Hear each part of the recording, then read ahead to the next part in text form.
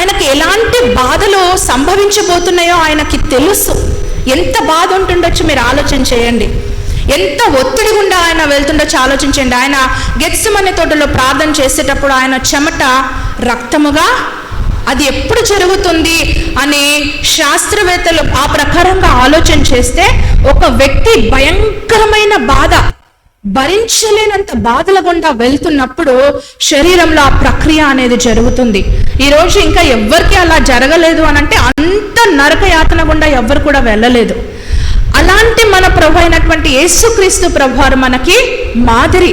ఆయన ఆ పరిస్థితి గుండా వెళ్ళాడు కాబట్టి ఆయన నిన్ను నన్ను అర్థం చేసుకునే దేవుడుగా ఉంటున్నారు. ఆయన మనల్ని అర్థం చేసుకుంటారు. ఆయనకు తెలుసు ఆ ఒత్తిడి అంటే ఏంటో. అన్యాయ తీర్పుని ఆయనకి ఇచ్చారు మన కోసం. రాత్రులు తీర్పు జరిగించేశారు, భయంకరంగా కొట్టారు, నడిపించారు. తర్వాత ఆ సిలువనెత్తుకొని ఆయన గొల్గొతా పైకి ఎక్కడము ఎంత బాధకరమైనటువంటి విషయము. ఆ ఒత్తిడి అంతా ఆయనకు తెలుసండి. కాబట్టి నీవు వెళ్ళే ఒత్తిడి గుండా నువ్వు ఉన్నట్లయితే ఆ ఒత్తిడి మన ప్రభు అయిన యేసుక్రీస్తు వారికి బాగా తెలుసు, ఆయన అర్థం చేసుకోగలరు. అయితే ఇలాంటి పరిస్థితుల్లో యేసుక్రీస్తు ప్రభువారు ప్రార్థన చేశారు, ఏలియా ప్రవక్త ప్రార్థన చేశారు, ఎస్తేరు ప్రార్థన చేసింది. మీరు ఒక్కొక్క పేరు చెప్పండి. వీళ్ళందరూ ఏం చేశారు? ప్రార్థన చేశారు. మనం వాళ్ళకంటే మించిన వాళ్ళమేమే కాదు. మనకి ప్రార్థన మన జీవితంలో చాలా చాలా అవసరం. అయితే ఎలా ప్రార్థన చేయాలి? ఉదయం ఒకసారి, మధ్యాహ్నం ఒకసారి, రాత్రి ఒకసారి మందులు వేసుకున్నట్లుగా కాదు. ఏం ప్రార్థిస్తున్నాను కానీ దొరకట్లేదండి కాదు. ఎలా ప్రార్థించాలి అంటే వాక్యంలో దేవుడు మనకి విశదపరచాడు ఎలా ప్రార్థన చేయాలి. ఫిలిప్పీలకు రాసినటువంటి పత్రిక 4వ అధ్యాయము 6 నుండి 7 వచనాలు దయచేసి ఎవరైనా చదవండి. ఫిలిప్పీలకు రాసినటువంటి పత్రిక 4, 6 నుంచి 7 వచనాలు.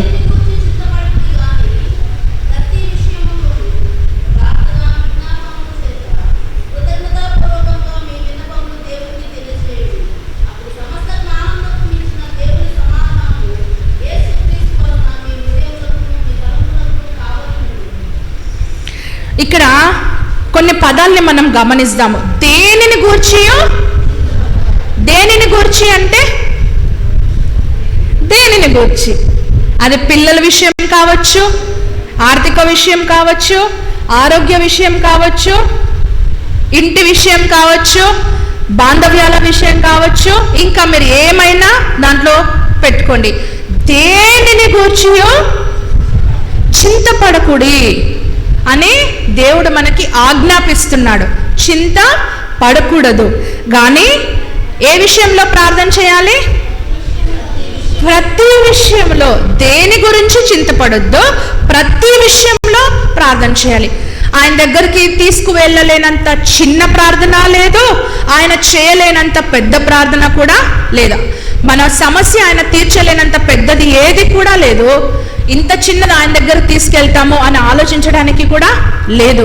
మేము బైబిల్ కాలేజ్లో చదివేటప్పుడు మా డీన్ ఆయనకి చాలా పనునొప్పి ఉందన్నమాట. సో ఉదయం ఒకసారి రాకపోతే మేము మాట్లాడుతూ ఏమైంది అని ఇట్లా అడిగినప్పుడు, ఓకే సార్ ప్రార్థన చేస్తాం మీ గురించి అని అన్నప్పుడు, వద్దు దీని గురించి ఆయన ఎందుకు డిస్టర్బ్ చేయాలి అని అన్నారు ఆయన నవ్వుతూ. దేవుణ్ణి డిస్టర్బ్ చేసిన వారం అవుతామా? లేదు కదా.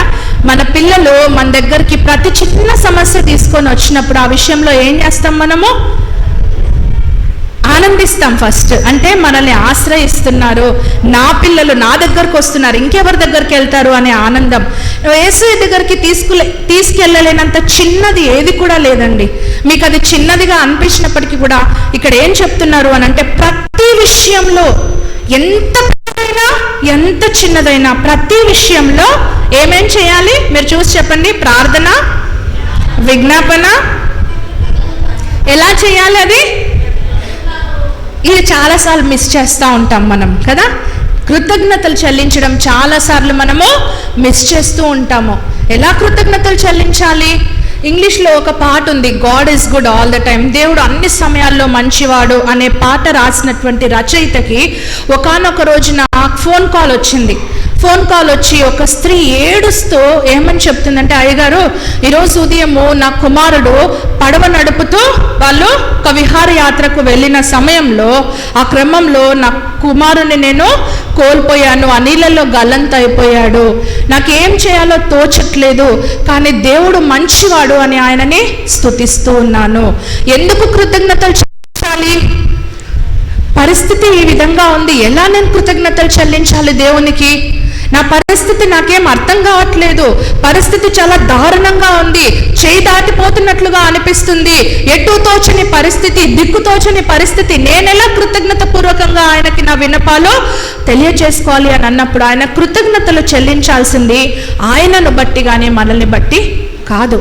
ఆయనకు సమస్తము కూడా తెలుసు. మీకు అందరికీ తెలిసినటువంటి ఒక ఉదాహరణ నేను చెప్తాను. చిన్నపిల్లలకి టీకాలు వేయిస్తాం కదా, వేయిస్తామా? సో టీకాలు వేయించినప్పుడు ఏం జరుగుతుంది? జ్వరం వస్తుంది కదా, మరి ఎందుకు వేయిస్తారు టీకాలు?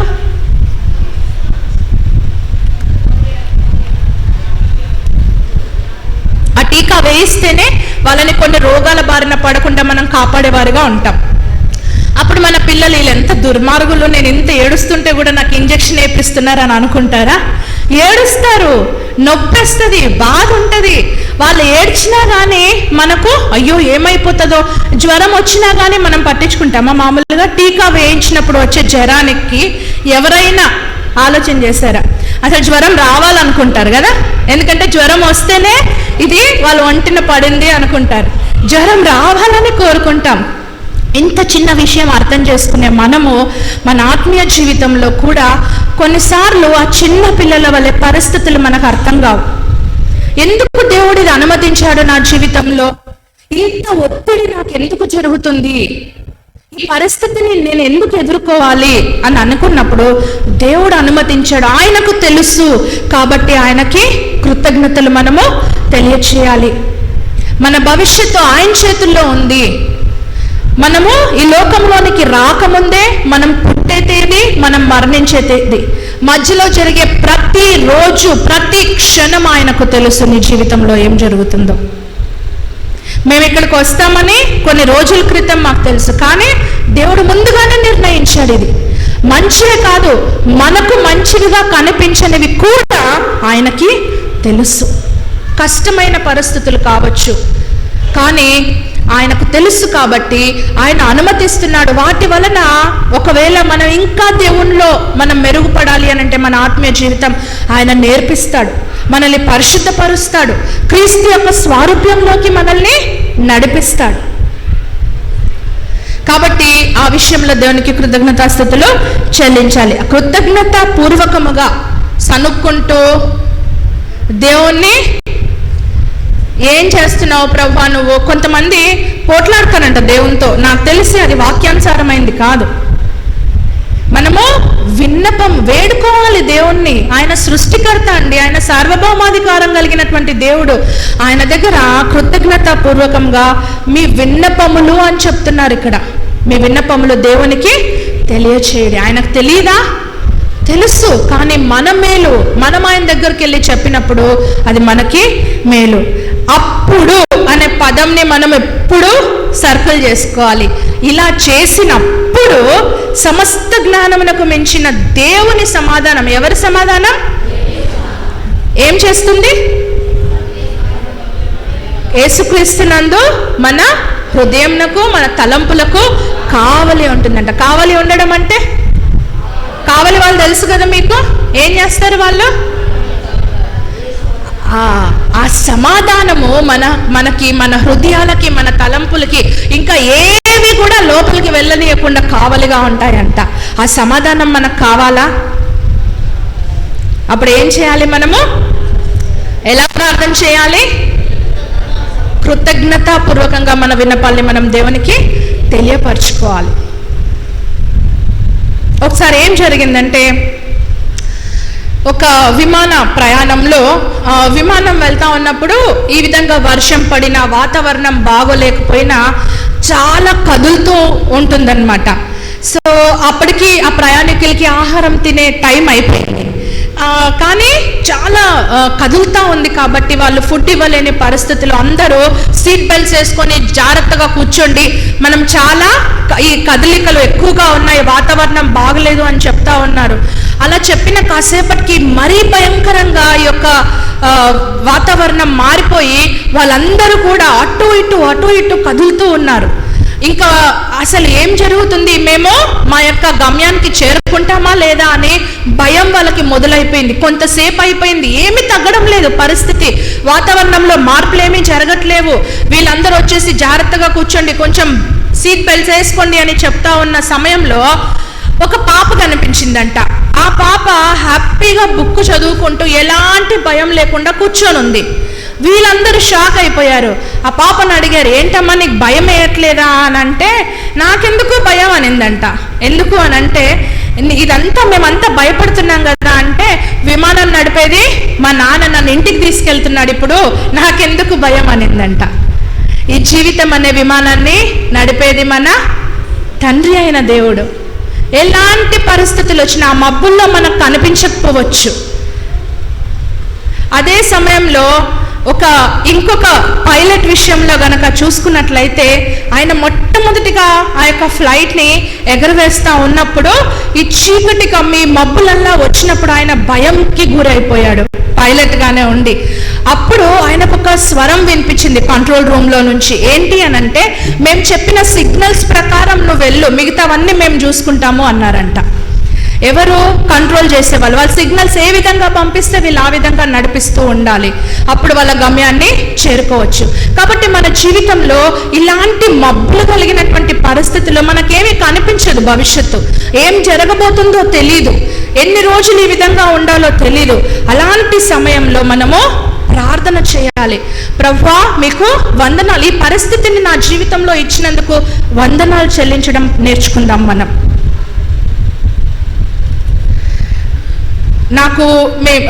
మేము కుటుంబంగా ఒక పాస్టర్ గారికి వాళ్ళ భార్య దగ్గరికి మేము తరచు వెళ్తూ ఉంటాం అన్నమాట, మమ్మల్ని మేము సరి చేసుకోవడానికి. సో ఒకసారి ఆంటీ నాతో మాట్లాడుతూ ఏమని చెప్పారు అని అంటే, పాలు పొంగినా కానీ నేను తుడుచుకుంటూ దేవునికి వందనాలు చెల్లిస్తాను అనింది. పాలు పొంగే విషయం ఎంత కోపం తీసుకొస్తుందో స్త్రీలుగా మనకే తెలుసు కదా. పాలు పొంగాయంటే డబల్ పని.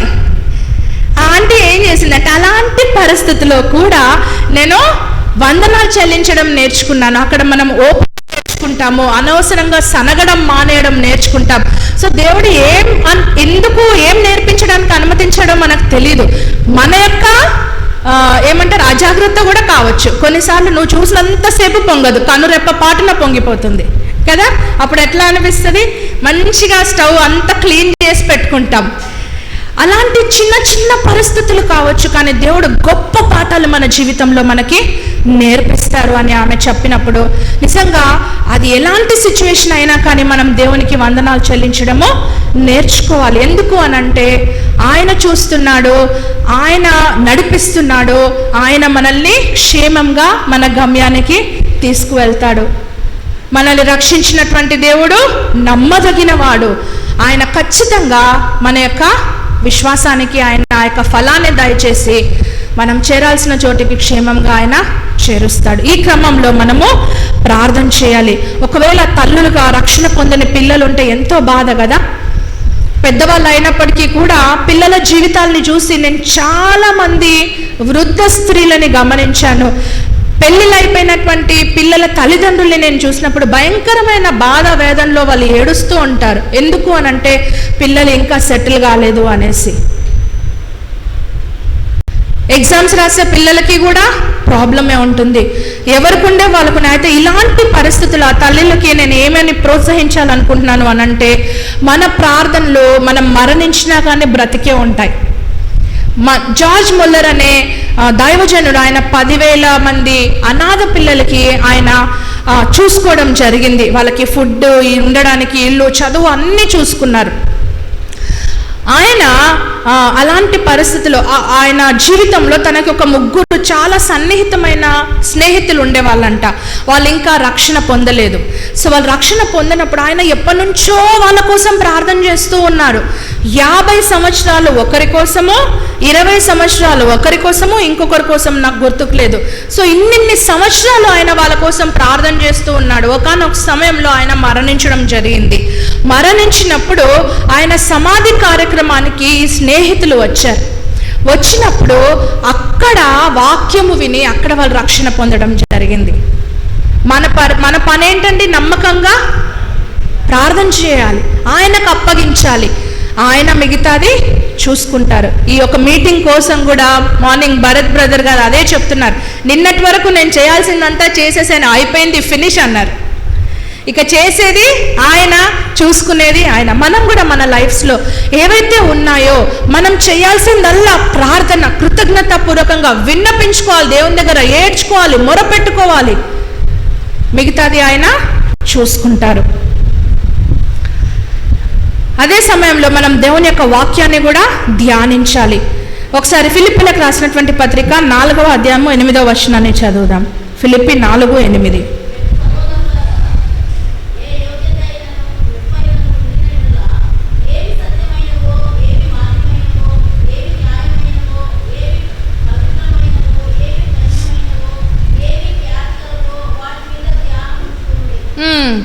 ఏవి మాన్యమైనవి? మీ ఆలోచన ప్రకారం ఏవి రమ్యమైనవి? మీరు ఈరోజు ఉదయం నిద్రపోకుండా ఉంటే దీనికి ఆన్సర్ చెప్తారు. క్విజ్ మీకు ఇది. ఏవి మాన్యమైనవి? ఏవి రమ్యమైనవి? మీ ఆలోచనలు మీరు చెప్పచ్చు. నాకు సమయం అయిపోతుంది. ఏవి రమ్యమైనవో, ఏవి మాన్యమైనవో, ఏవి సత్యమైనవో, ఏవి న్యాయమైనవో, ఏవి పవిత్రమైనవో, ఏవి ఖ్యాతి గలవో వాటి మీద మీ ధ్యానం ఉంచండి అని చెప్తున్నారు. చింతించొద్దు, కానీ మీ ధ్యానం దేనిపై ఉండాలి? వీటిపై ఉండాలి. ఇది ఎక్కడ దొరుకుతుంది మరి? మనకి కొనుక్కొచ్చుకుందాం. వండర్ఫుల్. ఎవరు చెప్పారు? దేవుని వాక్యం. దేవుని వాక్యమునికి మించిన పవిత్రమైంది లేదు, దేవుని వాక్కుకి మించిన సత్యమైంది లేదు. ఇక్కడ ఏదైతే వివరణ ఉందో దేవుని వాక్యముకి మించి ఎక్కడా లేదు. కాబట్టి మనం ఏం ధ్యానించాలి? ఎన్ని రోజులు ఇంకా నాకు ఈ ప్రాబ్లము, ఎన్ని రోజులు వీళ్ళ శ్రమను నేను అనుభవించాలి, ఎన్ని రోజులు ఈ మాటలు పడాలి, ఇది కాదు మన ధ్యానం. దేవుని యొక్క వాక్యాన్ని మనము ధ్యానించాలి. వాటి మీద మీ ధ్యానం ఉంచుకోండి అని దేవుని వాక్యము సెలవిస్తుంది. కీర్తనలు 94:19 వచనం. కీర్తనలు 94:19.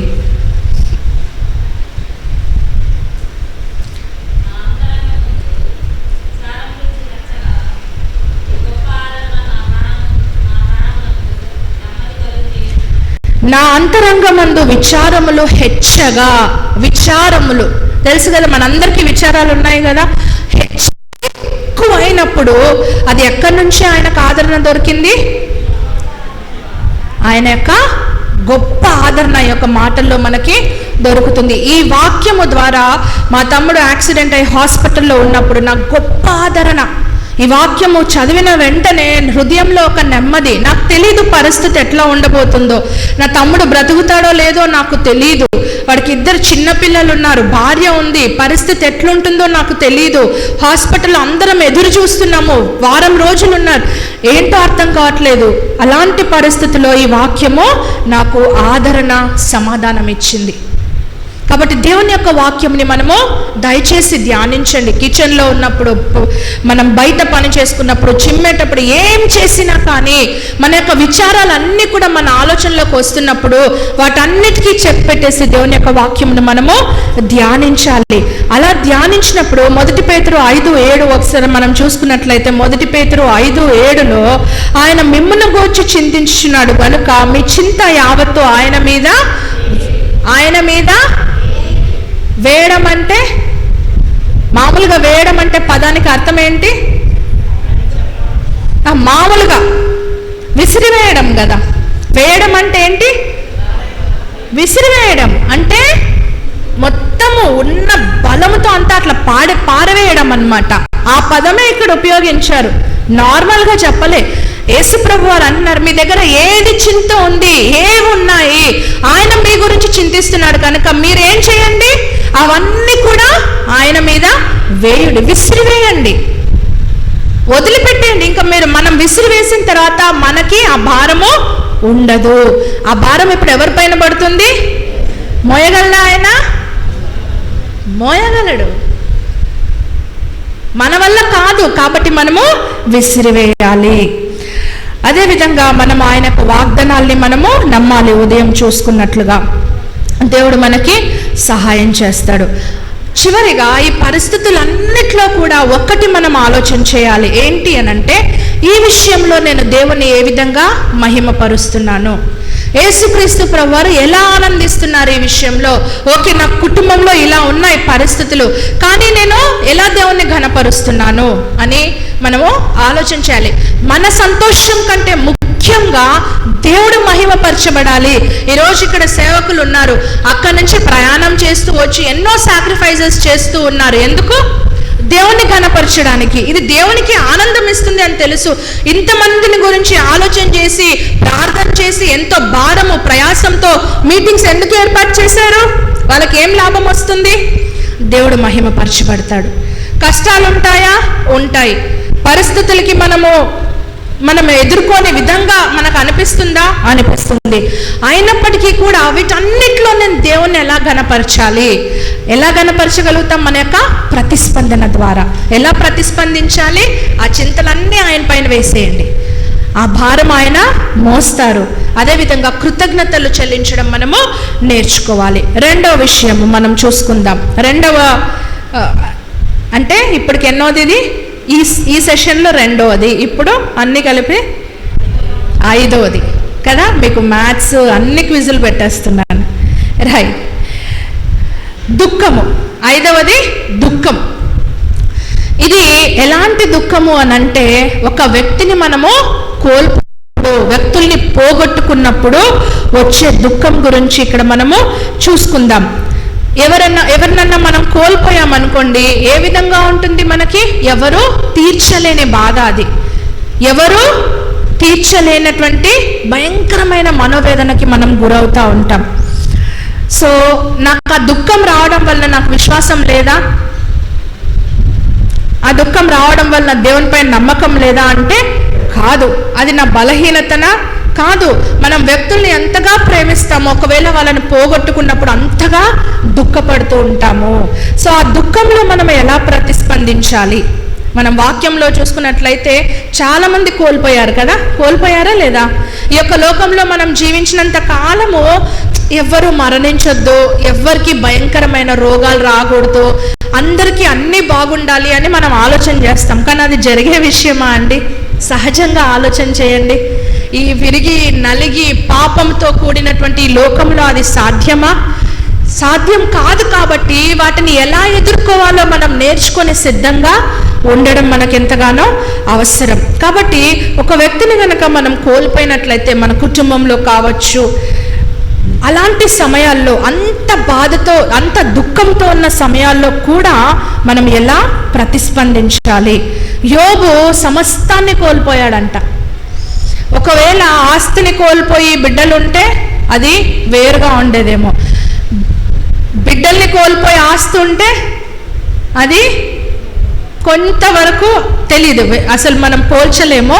కానీ యోబు సమస్తాన్ని కోల్పోయాడు. కానీ యోబు ఏం చేశాడు?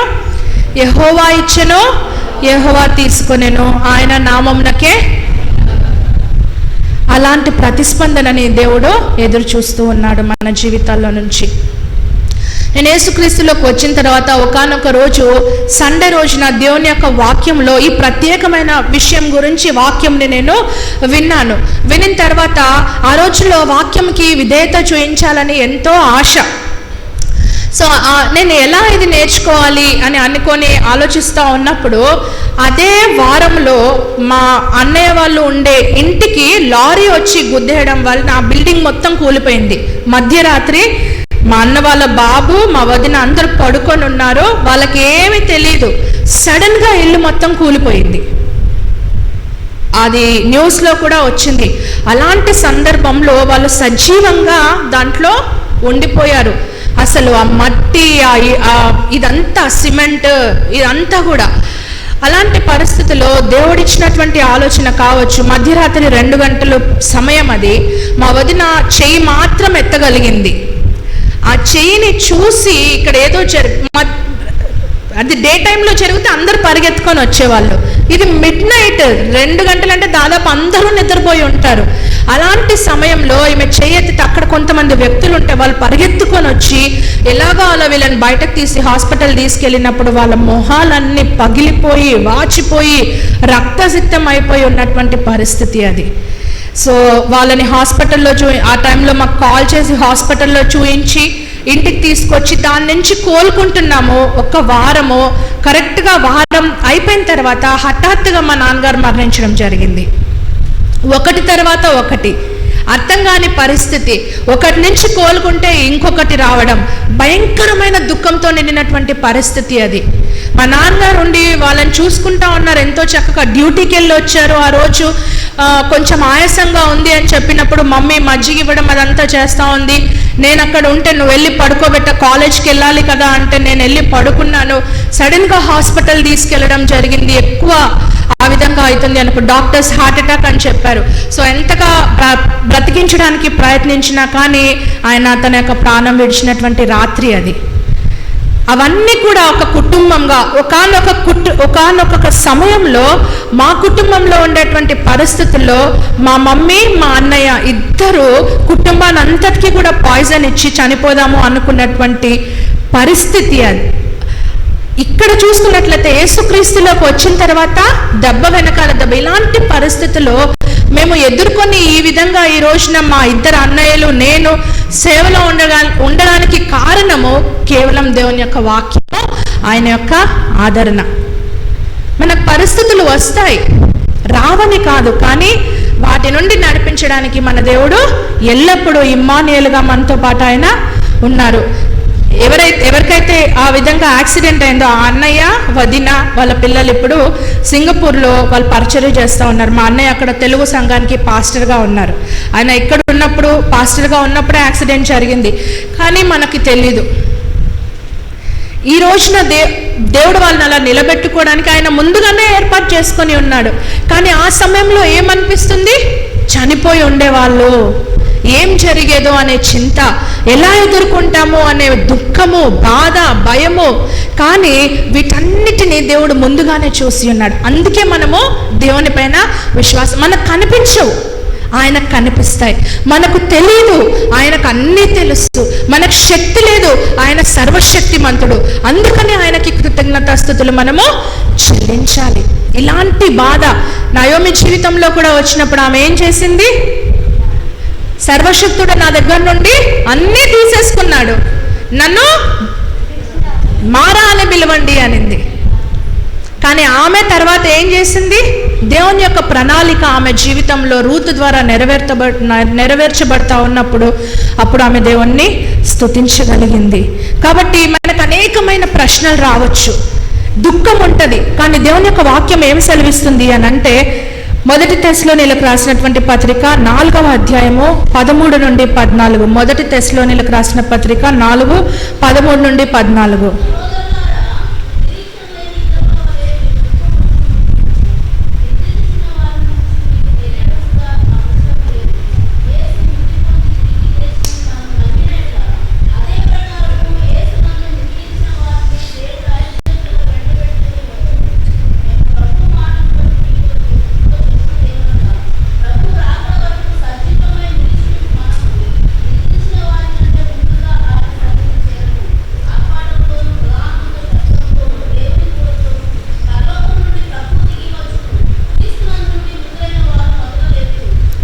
సో ఇక్కడ కనుక మనం చూసుకున్నట్లయితే ఒకవేళ వాళ్ళ విషయమే మనకి దుఃఖం కలిగి ఉన్నట్లయితే దేవుడు ఏమని చెప్తున్నాడు? మీరు దుఃఖించొద్దు అని చెప్పట్లేడు. ఎలా దుఃఖించొద్దు అని చెప్తున్నాడు? ఆయన మన దుఃఖాన్ని అర్థం చేసుకునే దేవుడు. కానీ నిరీక్షణ లేని ఇతరుల వలె మీరు దుఃఖపడొద్దు అంటున్నాడు. ఎందుకంటే మన దేవుడు నిరీక్షణకు ఆధారం. ఆయనే మనకు నిరీక్షణకు ఆధారం.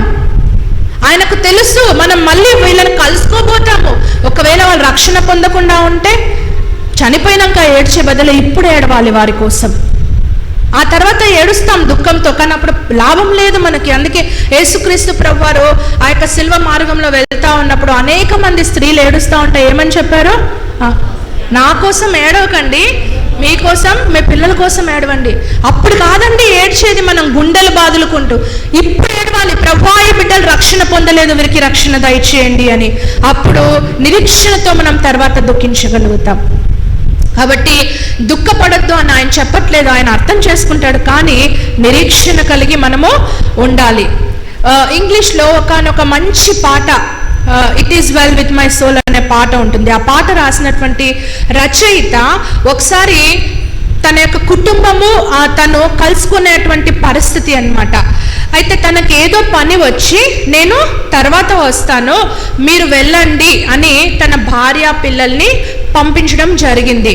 ఆ భార్య పిల్లల్ని పంపించినప్పుడు ఆ పడవ ప్రయాణంలో అక్కడ ఒకానొక ఆ పడవ ఇంకొక దానికి ఢీకొని తన యొక్క 4 కుమార్తెలు చనిపోతారు.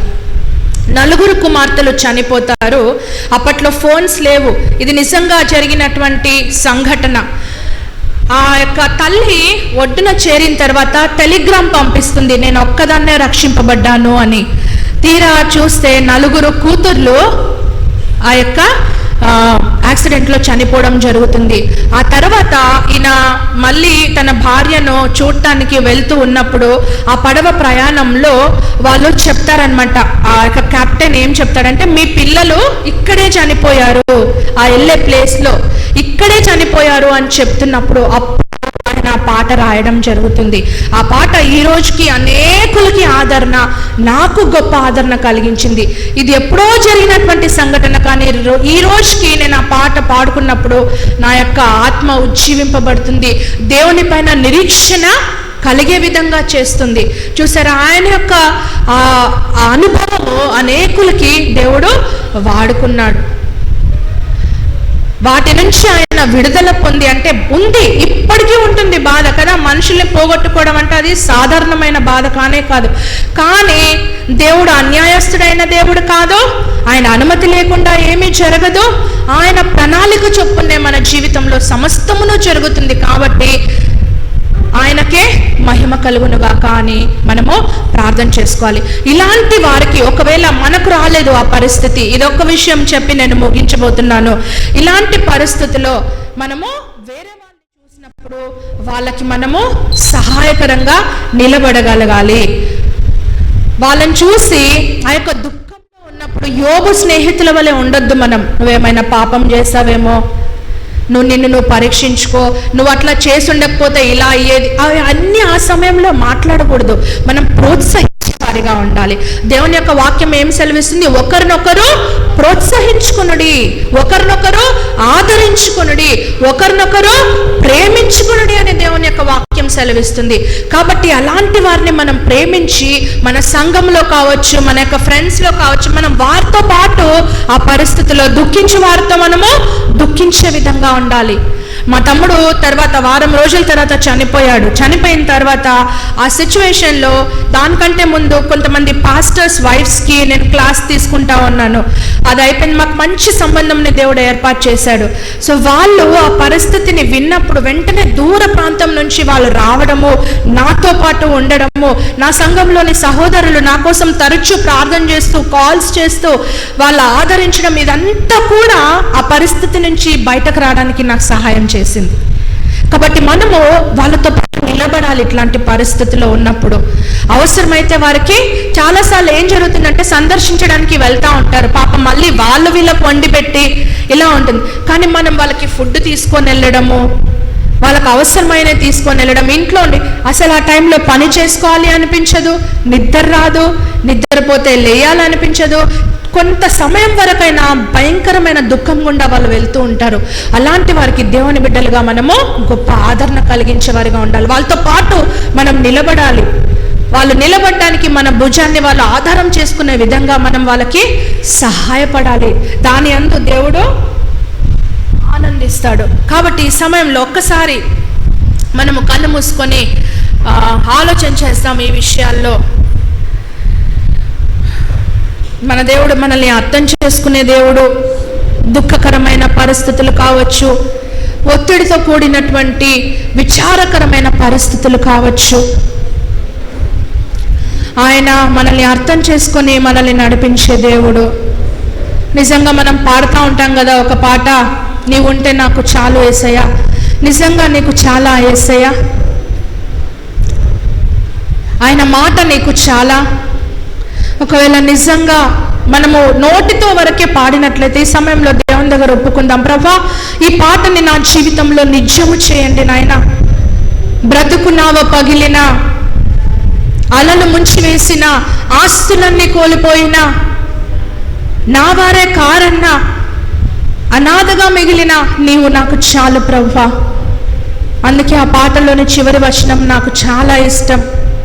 నీకు ఇలలో ఏదియో లేదు అసాధ్యము, నీదు కృపతో నాకేదియో రాదిల సమానము. నా ప్రియ సహోదరి, ఆయన ఇచ్చిన కృప అపారమైంది మన జీవితంలో. ఆయన తీసుకున్నప్పుడు, ఆశీర్వదించినప్పుడు అది కూడా మనం వందనాలు చెల్లించగలగాలి. ఎందుకంటే ఆయన కృపకు మించింది మన జీవితంలో ఏదీ లేదు.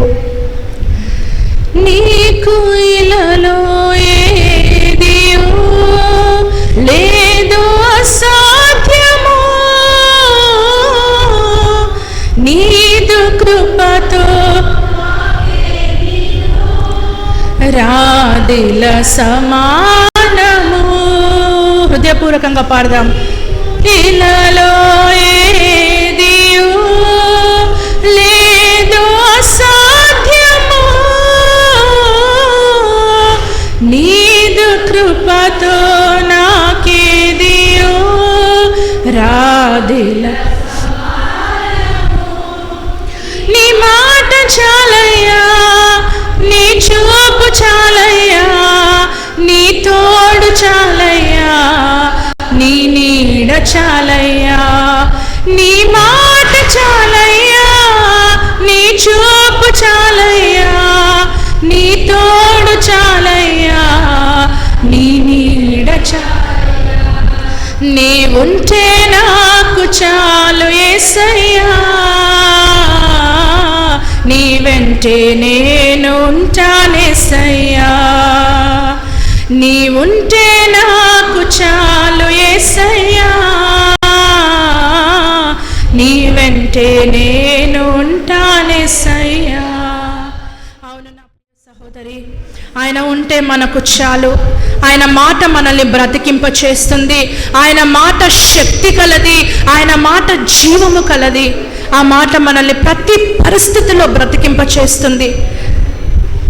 ప్రభువా, పరమ తండ్రి, మీకు వందనాలు చెల్లిస్తున్నాము. అవును దేవా, నీకు ఇలలో అసాధ్యమైంది ఏదీ లేదు ప్రభువా. సమస్తము నీకు సాధ్యము నాయనా.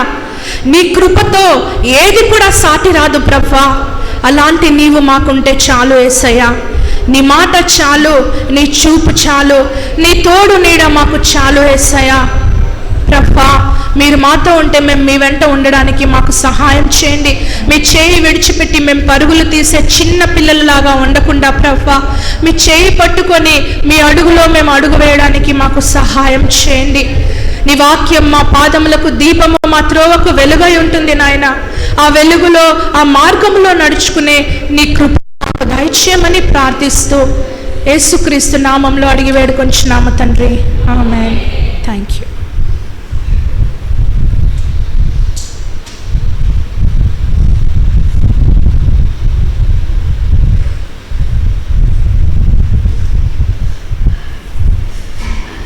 ఇంతవరకు చక్కని వర్తమానం అందించిన వినోలియా గారికి సంఘం తరపున వందనాలు తెలియజేసుకుంటున్నాం. మనం ఎలా ఉండాలో తెలియజేస్తుంది వాక్యం. కనుక మరి మన జీవితాల్లో నిరీక్షణ కలిగి మరి దుఃఖములో కూడా ఎలా ఉండాలో, మరి వాళ్ళు వచ్చి వీళ్ళు వచ్చి మన విశ్వాసాన్ని కూడా చెడగొట్టే వాళ్ళు ఉంటారు పక్కన వాళ్ళు. అలాంటి విషయాల్లో మనం జాగ్రత్త కలిగి ఉండాలి, విశ్వాసంతో ఉండాలి. మరి విశ్వాసం కోల్పోకూడదు. ఆఖరి దినాల్లో ఉన్నాం కాబట్టి అలాగూ మరి మనము దేవుని యందు భయము భక్తి కలిగి మన జీవితాలు కొనసాగించుకోవాలని తెలియజేస్తున్నాం. వాక్యం కొరకు ఉషా వచ్చి ప్రార్థన చేస్తారు.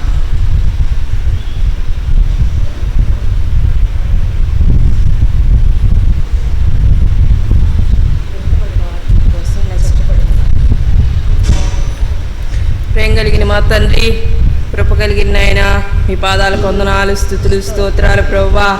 అయ్యా మొదటి రోజు 2వ సెక్షన్లో ప్రభువా అయ్యా మీ దాసురాల ద్వారా మీ ఆత్మతో నాయన నడిపించిన విధానాన్ని బట్టి మీకు వందనాలు, స్తుతులు, స్తోత్రాలు.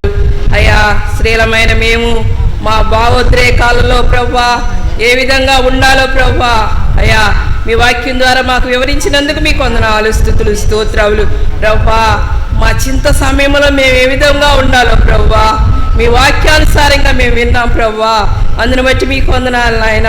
మా దుఃఖ సమయంలో ప్రభువా మేము ఏ విధంగా ఉండాలో ప్రభువా మీ లేఖనాల ద్వారా నాయన మీ బిడ్డ ద్వారా మీరు వివరించినందుకు మీకు వందనాలు, స్తుతులు, స్తోత్రాలు ప్రభువా. విన్న వాక్యాన్ని మా హృదయాల్లో ఫలింప చేయమని ప్రార్థిస్తున్నాం ప్రభువా. లేఖనానుసారమైన జీవితం, వాక్యానుసారమైన జీవితం మేము ప్రతి ఒక్కరు జీవించే కృప అనుగ్రహించమని యేసు నామములో అడిగి వేడుకొని ప్రార్థిస్తున్నాను నా తండ్రి. ప్రార్థించిన సహోదరికి వందనాలు తెలియజేసుకుంటున్నాం. అలాగే ఒక చిన్న పల్లవి, ఒక చరణం పాడి ప్రభు నామాన్ని గణపరుస్తాం. ఒక పల్లవి, ఒక చరణం.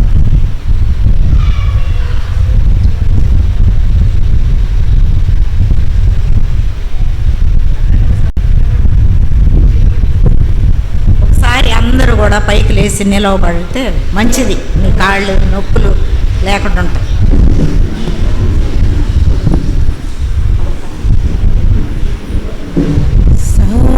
సాగిపోతును ఆగిపోను